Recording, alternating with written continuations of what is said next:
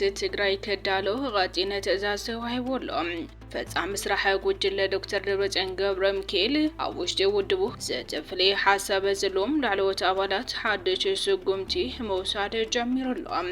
መንግስት ፌደራል ዶክተር ደብረጽዮን መልስ ሂቦም በኢሊዮናት ገንዘብ አጠፋፊው መርከብ ምልእቲ ደሃያ ዘጥፈ ጀነራል ክንፈም ሓርነት ትግራይ የገድስና ይኽብል ተሰሚዕሎም ሰላም ጥዕና ሃበልና ተኸታተልቲ ኳሊቲ ሚዲያ ሎም ዝተዳለው ሓድሽ ሓበሬታታት ሒዝናልኩም ቀሪብና ለና ክሳብ መወዳእታ ዜናና ላይክ ሼር ሰብስክራይብ በመግባር ክትከታተሉ ድማ በኸብረን ዕድም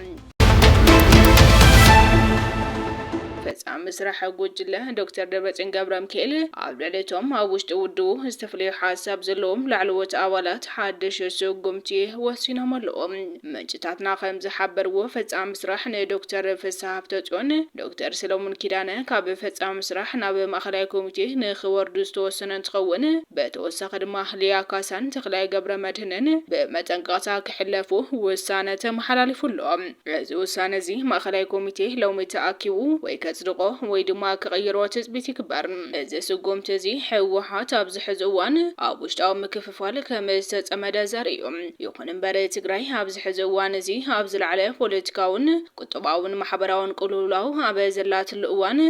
ትውደበ ንባዕሉ ናብ ውሽጣዊ ምክፍፋል ምእታው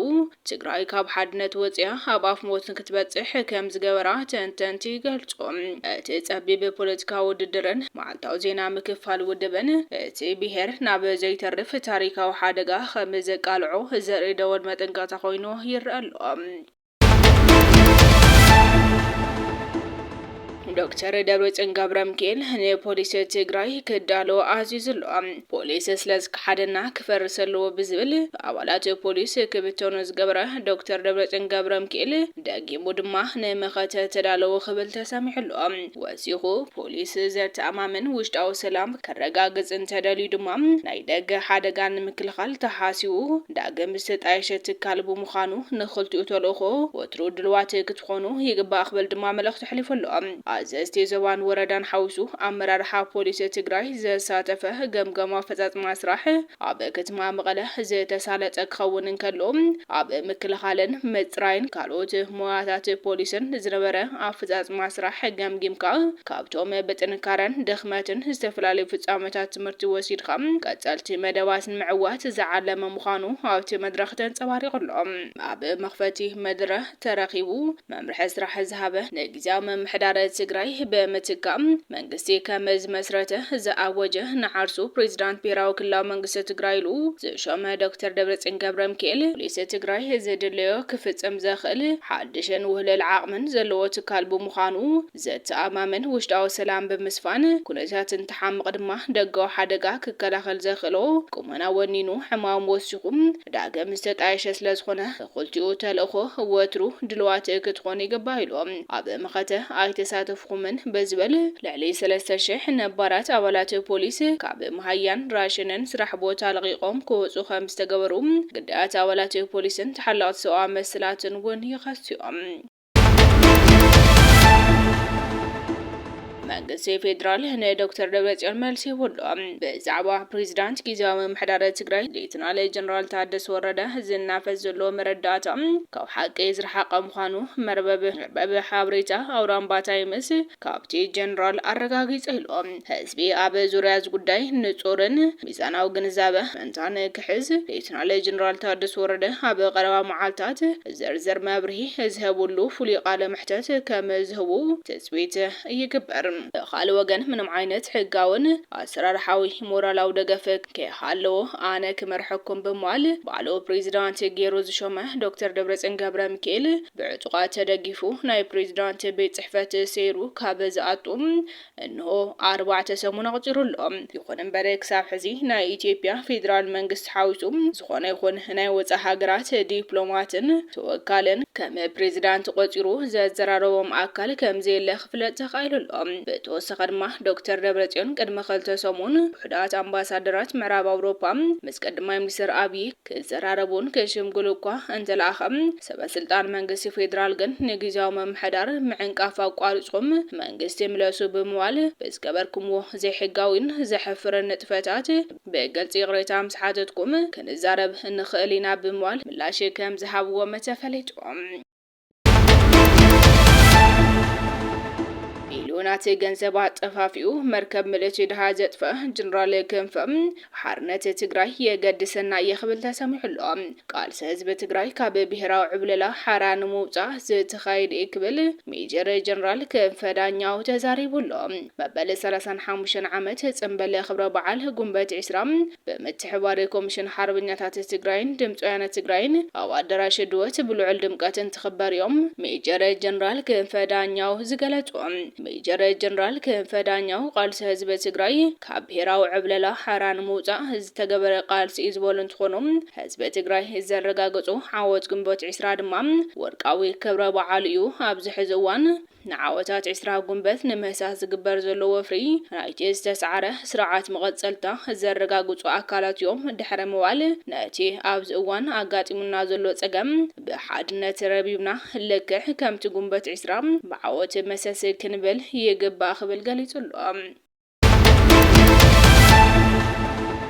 እቲ ግዱድ ወታደራዊ ገፋም ወታደራዊ መራሕቲ እቲ ዞባ ዝምራሕ ምዃኑ ተረጋጊጹ ኣብ ትግራይ ንዝሓለፉ 2 ሰሙን ዝካየድ ዘሎ ግዱድ ወታደራዊ ገፋም ብቐንዱ ብጀነራላት ትግራይ ዝምራሕ ምዃኑ ተረጋጊጹ ሕወሓት ተሓባባሪ ናይዚ ተግባር ምዃና ይንገር እቲ ተጠባቐሰ መሰላት ነዚ ግዱድ ወታደራዊ ገፋ ገበነ ኩናት ክብል ገሊጽዎ እዮም ሲቪክ ትካላት ፎረስት ፎር ሂውማን ራይትስ ዎች ኢትዮጵያ ኣብቲ ዞባ ሰፊሕ ጉድደ ስደት ይካይድ ከም ዘሎን ነዚ ተግባር ዝፍጽሙ ወታደራዊ መራሕቲ እቲ ክልልን ሕወሓትን ምዃኑ እቲ ተጠባቐሰ መሰላት ገሊጹሎ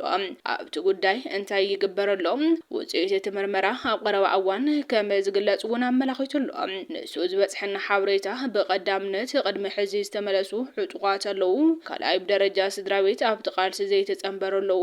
ኣብ ከባብታት ዕደና ወርቂ ዋሕዚ መናእሰይ ከም ዘሎን ከምኡውን ናብ ወታደራዊ ሓይሊ ብሓይሊ ምልመላ ከም ዘሎ ዝተፈለየ ሓበሬታ መጺና ኢሉ እቲ ትካል እቲ ምኽንያት ምስ ዘሎ ፖለቲካዊ ኩነታት ዝተኣሳሰር ከም ዝኾነ ዝገለጸ ኮይኑ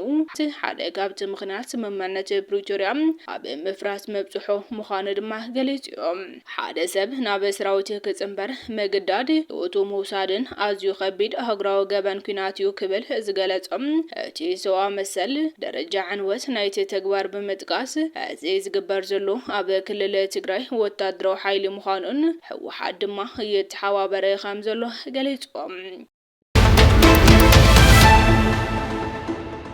መንእሰይ ትግራይ ንምንታይ ኣይጋደልን ኢሉ ክብል ፖለቲከኛ ኣሉላ ሰሎሞን ሓቲቶም ኣብ ትግራይ ገፋ ዝመጸ መንእሰይ ብድሌቱ ኣይጋደልን ስለ ዝበለ እዩ ገፋ ብሓፂሩ እንትትርጎም ብድሌት ዝጋደል ምስኣን ማለት እዩ ብኻልእ ኣዘራርባ እቲ ፖለቲካዊ መሪሕነት ቅቡልነት የብሉን ፖለቲካ ሕወሓት መሬት ዘቢጡ ኣኹንቱ ተባሂሉሎ ማለት እዩ ክብል ፖለቲከኛ ኣሉላ ሰሎሞን ገሊጹሎ መለስ ዜናዊ ካብ ብዙሓት ውሩያት ዘረባታቱ እተን ክልተ ኣዝየን ዝምስጣየን እታ ቀዳመይቲ ህዝቢ ትግራይ ደቁ ወራድ መርዓ ከም ዝኸድ ባሽሓት ንመስዋዕት መሪቑ ሂብና ኣይንደልን ይኣኽለናን ዓዲኹም ተመለሱ ኢልና ዋላ ንኣበና እንከለና ደቁ ሂብና እታ ካልኣይቲ ድማ ህዝቢ እምብንተይሉ እቲ ጉዳይ ኣብቂዕሎ ዝድላይ ሰራዊት ዋላ ናይ ሙሉእ ኣፍሪካ ኣሰልፍ ህዝቢ እምብዝበለ መዓልቲ ግን ነገር ኣኽቲሙ ኢሎም ህዝቢ ትግራይ ብዛዕባ ዝተወረረ መሬቱን ዝተፈናቀለ ወገኑን ጠፊኡ ኣይኮነን ህዝቢ ትግራይ ኣብ ትሕቲ በደልን ዕፅዋን ርጉም ስርዓት ብልጽግና ከም ዘሎ ከተይ ስሕቶን እንታይ ዳ ህዝቢ ትግራይ ኣብ ዝሕዚ ሰዓት መንግስትን መራሕን የብሉን ነቶም ንመርሐካ ኣለና ዝብልዎ ጸላማት መራሕቲ ሕወሓት ካብ ዝቐብጾም ጸኒሕዮም ቅድሚ ሕዚ ብዙሕ መስዋዕቲ ከፊሉ ዝጨበጦም ዓወታት ከመይ ሃደሽደሽ ኣቢሎም ሓድነቱ በታቲኖም ዘርሞ ከም ዘትረፍዎ አንድ ዓዲኡ ይፈለጥ እዩ ዳግም በዚኦም እናተመርሐ ዝዕውቶ ነገር ከም ዘየለ ድማ ደምዲሙ ኢሎም نخبركم تخاتلتي كواليتي ميديا لو مستدالو حدش تحابريتاتات نزو مزتخاتلكمهم يمسلوني روم ناسنا يمكتالكم دما هازينينا نمسجن سلام